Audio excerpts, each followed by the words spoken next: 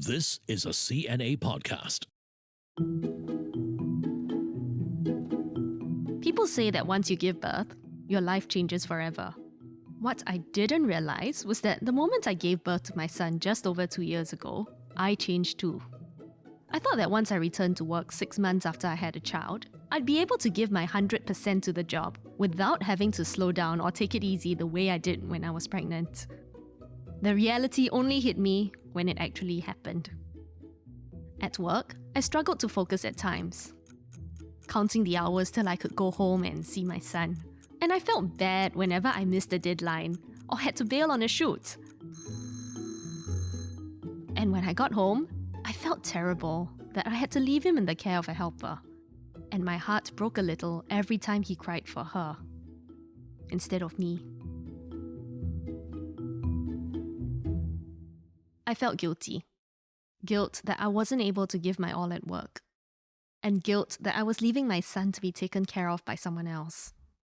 No one sets out to be a bad parent. We all want to be good, perfect even. But every day we're confronted with fear, worry, guilt. And we constantly ask ourselves, am I a bad parent? That was how the idea for this podcast was born, and that was how I met April. In 2021, I saw a post she made on Instagram about the struggles of being a working mom. This is what she said. I constantly struggle with the internal nagging voice that I'm not present enough, and their teachers and my helpers spend more time with them than I do. I'm afraid my daughter will end up closer to my helper than me, and that really hurts. I saw so much of myself in what she shared. I just had to reach out to her. I'm a bit concerned when it's my turn to start primary 1. It can be quite stressful. It's a huge difference from preschool.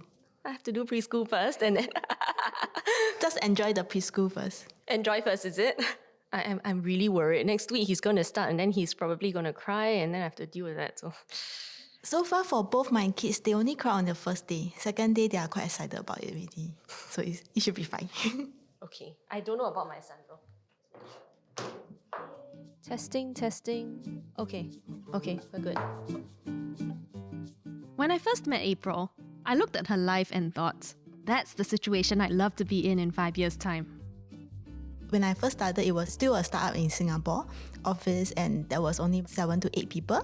So I actually watched it grow from just less than 10 people to over 1,000 people right now. April prefers not to name her employer, but it was one of those tech companies. You know, the ones known for great benefits and cool office spaces. She was in sales, managed a team, and she loved her work. When I first started working, I did see myself as a career woman. I did give myself a goal, like when I reach 35, I want to be part of the C-level, things like that. But she also wanted children. She got married at 28 and imagined she'd have her first child at 30. So 2 years of enjoying the marriage life. But I actually tried for 3 years, so I only have my first child at 33 years old. She'd seen other women juggle work and childcare, and she was pretty sure she could do it too. So when April and her husband thought about care arrangements for their children, it came down to 2 choices: getting a helper or infant care. So I have a Labrador retriever, so that will be quite a handful to take care of at home. And given that both of us, we don't like doing housework, we figured if we don't have a helper, we might just end up, there will be quite a few fights that will be forecast to happen. So they decided to get a helper. After she gave birth to Elsa, her first child, she was promoted to manager. And then she had another child, Elijah. And along the way, she realized that becoming a mom had changed her as a person. Before being a mom, I was still a team player, but it really focused more on just work. But after becoming a mom, I seem to have those empathy. To the point that even at work, people are also calling me mom. But as the days went by and she continued moving up the career ladder, she began to begrudge the time work took her away from her kids. If I'm going to work so hard, I want to make sure my kids are very happy. And by happy, she wanted to give them the opportunities to try out whatever they want to try.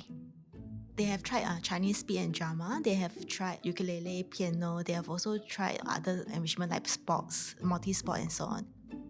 Basically, to experience life as richly as they could. Whatever toy they want, whatever place they want to visit, like indoor playground or any exciting new things, I will definitely bring them like without a second thought.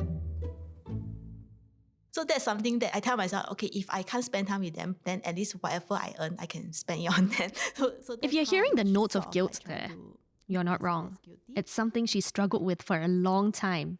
In fact, the guilt hit her right before she went back to work 4 months after giving birth to Elsa. She was still breastfeeding, and her daughter didn't want to drink milk from a bottle. I always have to rush her and immediately latch her on, and that's when she will start to drink. I'll be like looking out of the window, seeing that it's a very hot day, and then knowing my girl is not taking any water, not taking any milk at home. April had set up a camera at home so that she could check in on her family from the office. And when she turned it on, she would watch her daughter sleeping in the arms of a helper. Seeing her in my helper's arm made me feel like, okay, I think my girl will forget how I smell like, how I feel like, or no, because she's constantly in my helper's arm. Did you feel hurt or anything? I do, especially when I go home and she's fallen asleep in my helper's arm. I couldn't even carry her back to me. I just have to let my helper continue to carry her and wait for her to wake up. So that's when I was like, okay, I rush home, but I still can't get to carry her. When Elijah was born 2 years later, it got even worse. Elsa still needed a lot of April's attention, so he ended up going to her helper whenever he wanted anything.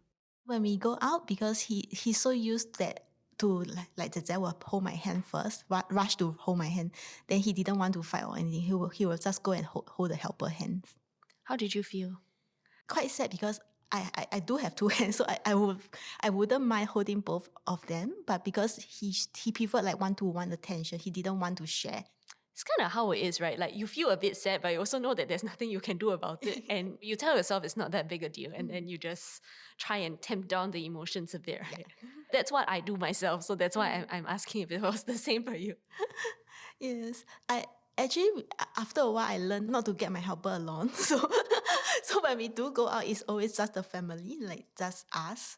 So that's when my son will start to hold my hand, will come back to me. So listening to her, I could feel the hurt, desperation, and most of all, guilt.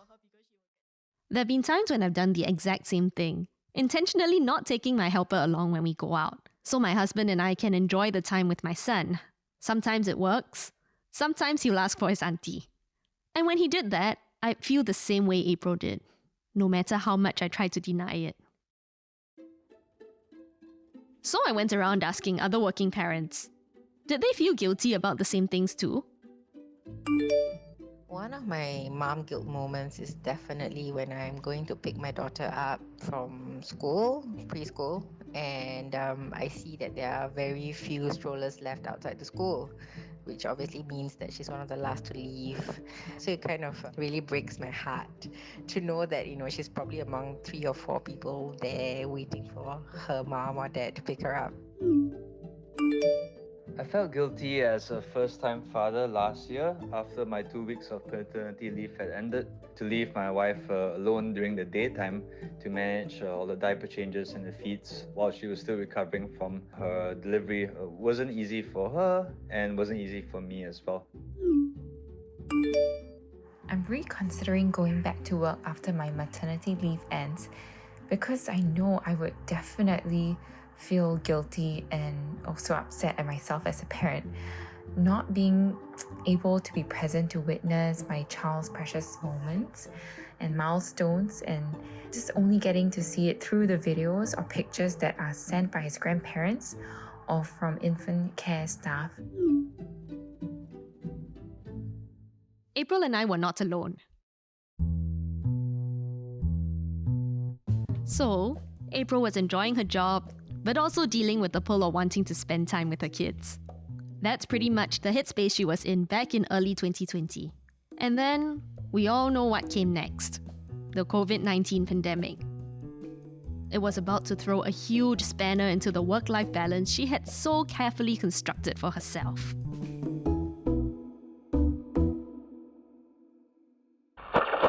Begins what's being called a circuit breaker. or work from home measures are still put into place? We will therefore impose significantly stricter measures. This is like a circuit breaker. It was April 2020. With COVID-19 cases escalating, Singapore declared a circuit breaker period. No one could go out unless it was for essential things like buying groceries. Everyone had to work from home for the next few months. But April secretly celebrated. I thought it would be a dream come true because I get to spend time with the kids. I know everyone hates the circuit breaker, but I actually enjoy it a lot because my husband is at home, my kids are at home. But it's also during that time that I realized it's impossible to work and be with the kids.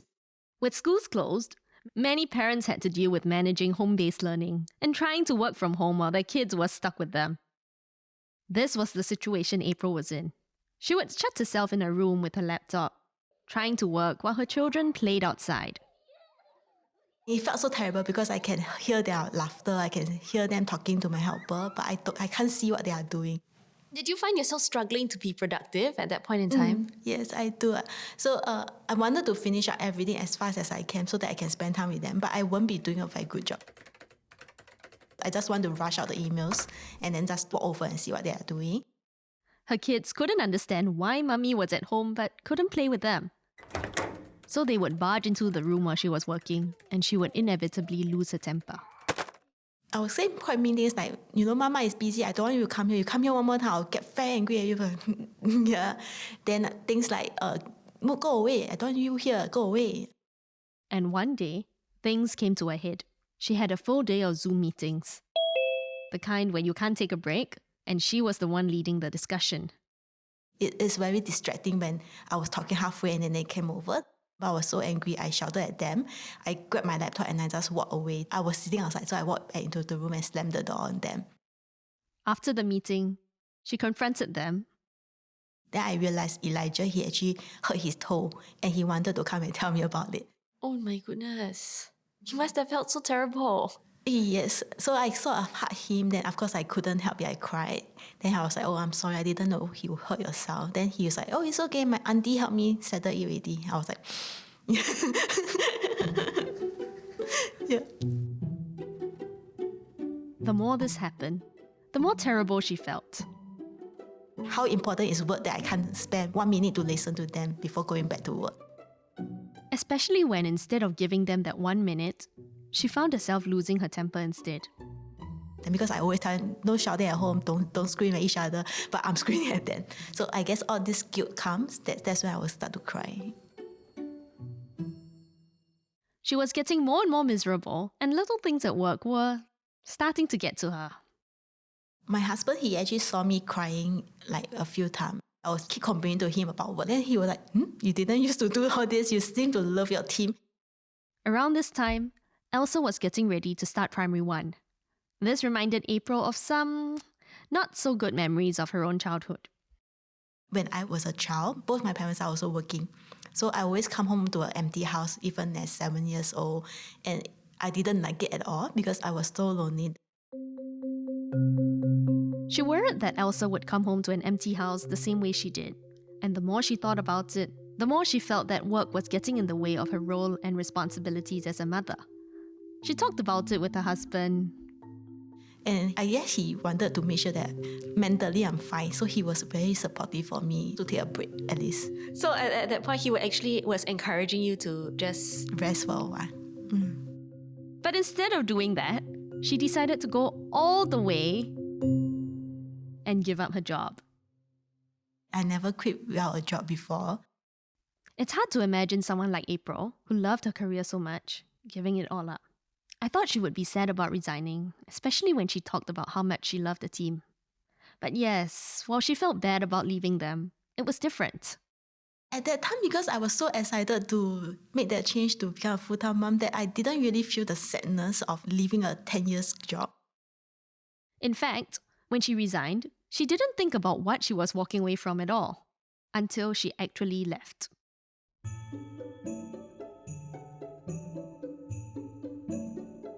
April left her job in December 2021, just before Christmas. Everyone was in a holiday mood. So we even have like Christmas plan. We were going on a staycation. So it was like activity after activity. So it was very fun. Elsa would enter primary 1 in the new year, and April had intentionally chosen a primary school that she felt wasn't so stressful. And she got very excited thinking about all the things she could do with Elsa after school. Like, I can do all the craft with my girls. I can bring her to museum. I can do all things like that. but It turned out to be so stressful. instead of doing fun things together after school, April ended up having to help Elsa with the schoolwork every day and struggled to keep a temper, especially with 听写, or Chinese spelling. So a lot of time, like she struggled with the same word over and over, and I will end up shouting at her, say, "Hey, I teach you like so many times. Why can't you understand?" Then I'll feel terrible. And going from earning a 5-figure sum every month to 0 was also challenging. In the past, whatever I need, I want, I'll just get it without a second thought. But now it can get quite stressful. April's husband had just started his own business in IT infrastructure and was not drawing a salary. To make matters worse, his business was affected badly by the pandemic. Without April's stable income, they ended up relying a lot more on their savings, enough to last them a year of her not working. The first few months, I wasn't used to it. Like I will be very, very careful with what I spend. She would be standing in the grocery store looking at all the different brands of bread on the shelf, and I'll be like counting every cent, like, okay, which bread should I buy that is cheaper, things like that.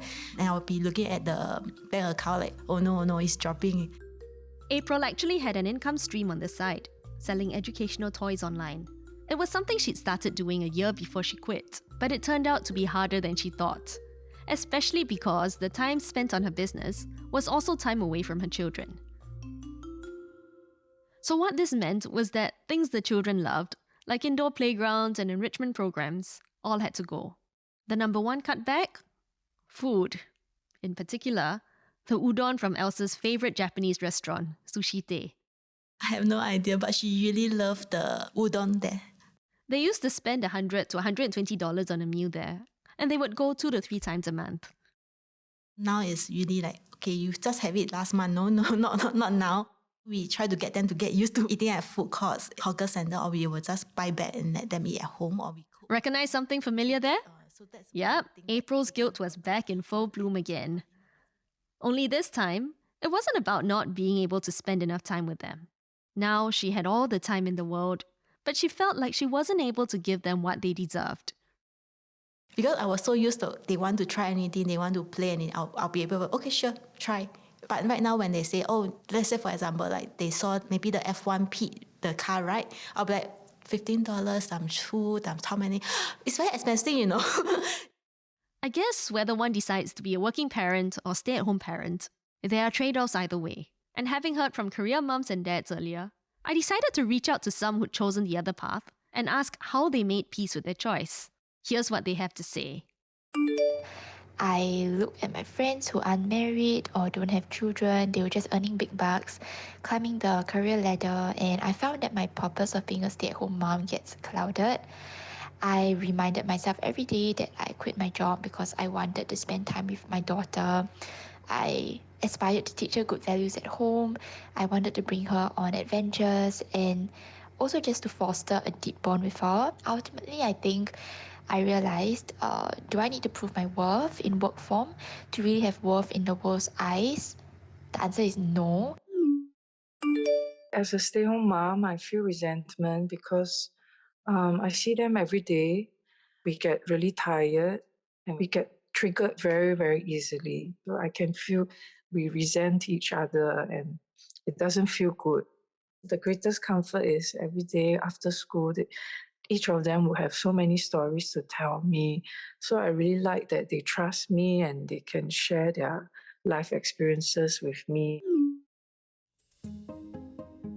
In much the same way, April also eventually found the flip side to her situation.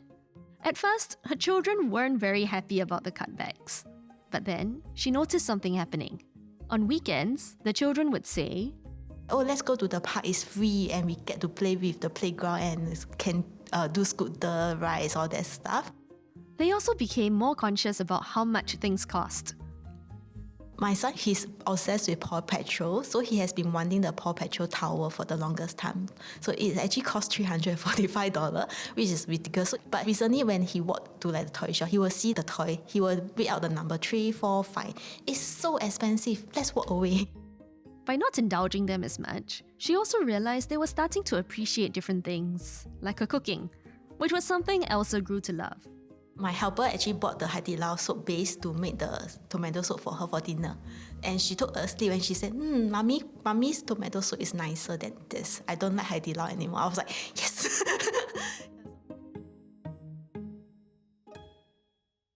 Now that I'm home, I realized they talk to me more. Elsa, she would tell me a lot of things, like what happened in her school, how she feels. Like she would tell me more emotional things. So in the past, she would just give me like matter of facts. Like today, I learned about maths. I go outdoor.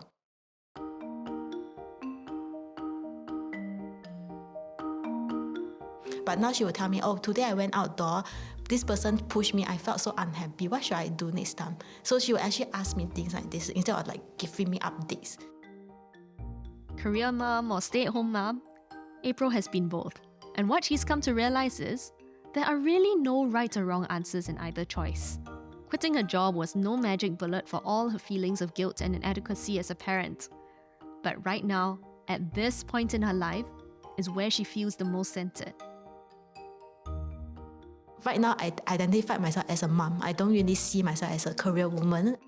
So I felt like I needed it right now to be a stay-at-home mom because that's who I see myself as. While she doesn't rule out going back to work if the family's finances one day demand it, she wonders about the obstacles she would face then. Would her skills be outdated in the fast-changing tech industry? As for me, a young mother who's not ready yet to give up her career, I have a question of my own for her. How do I deal with the guilt of not being fully there with my child? Do what works best for you because not everyone is meant to be a stay-at-home mom, and some people are actually much happier being a working mom because they get to grow, and that's when the mom is happy. That's when she can be a good mom to the kids.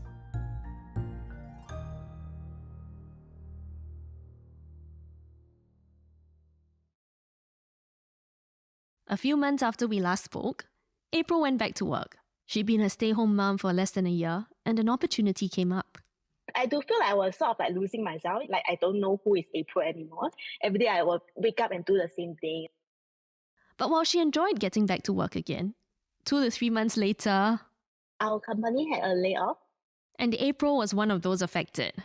It turned out to be a blessing in disguise, she says, because the retrenchment benefits topped up her savings. She's now back to enjoying her time as a stay-home mom and keeping her options open for a suitable role in the workforce. So does April's story resonate with you? What are some of the other things that make you wonder if you're getting the parenting thing wrong? We'd like to hear from you. No issue is too big or small. Record a message of yourself talking about it, and we just might play it in a future episode. Or write to us at cnainsider@mediacorp.com.sg. I'm Leong Chia, and this has been Imperfect, a podcast by CNA Insider.